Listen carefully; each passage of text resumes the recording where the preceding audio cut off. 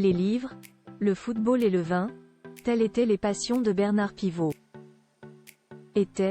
Car le célèbre journaliste et animateur, ancien président de l'Académie Goncourt, est décédé ce lundi 6 mai 2024 à 89 ans. La suite après la publicité. Un figure de la littérature et de la télévision scène est allé. Ce lundi 6 mai 2024, Bernard Pivot est mort, à l'âge de 89 ans. L'annonce de son décès a été faite par sa famille à l'AFP. L'écrivain, journaliste et animateur laisse derrière lui une riche carrière de plus de 60 ans, mais aussi sa femme de toujours Monique, leurs filles Agnès et Cécile, ainsi que plusieurs petits-enfants.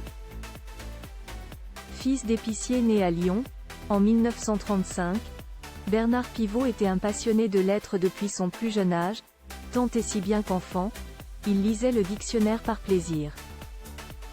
Sorti vice-major de sa promo au Centre de formation des journalistes en 1957, il était d'abord passé par Le Figaro avant de prendre part au lancement du magazine Lire, puis avait rejoint Le Point, le journal du dimanche. Bernard Pivot, c'était non seulement une plume, mais aussi une voix bien connue des auditeurs des Europe 1 ou encore RTL, où il avait été chroniqueur dans les années 1970 et 1980. Mais c'est surtout en tant qu'animateur télé que l'homme de lettres s'est fait un nom, d'abord dans la populaire émission littéraire Apostrophe sur Antenne 2, au début des années 1970, puis dans Bouillon de culture dans les années 1990.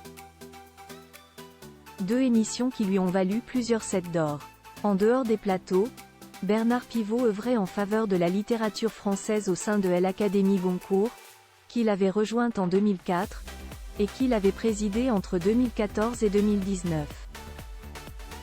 Son départ avait coïncidé avec la réapparition dans les médias de son ancienne interview de Gabriel Matzneff, en 1990 dans Apostrophe, durant laquelle l'écrivain évoquait sans gêne ses pratiques sexuelles avec des mineurs.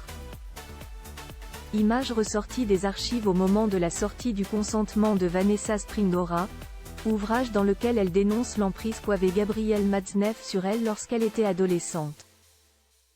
Un auteur incontournable écrivain lui-même, Bernard Pivot avait publié son premier roman L'amour en vogue en 1958, accent aigu. Calman Levy. Il avait également raconté son parcours dans un abécédaire, Les mots de ma vie, en 2011, chez Albin Michel, puis dans une autobiographie romancée intitulée Oui, mais quelle est la question ? Accent aigu. Neil, adepte des bonnes tables, il avait aussi publié son dictionnaire amoureux du vin chez Plomb, en 2006. Plus récemment, avec sa fille Cécile, il avait écrit Lire, chez Flammarion. En tout, Bernard Pivot a publié plus d'une quinzaine de textes, aussi bien des romans, que des chroniques et des essais. Pour autant, il refusait le statut d'écrivain.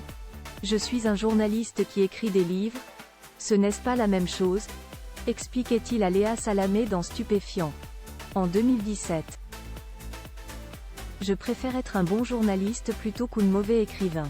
Son terrain de jeu favori de ces dernières années était sans conteste Twitter, réseau social sur lequel il publiait régulièrement jeux de mots, pensées du jour et commentaires bien sentis sur l'actualité, notamment sur le football, une autre de ses nombreuses passions.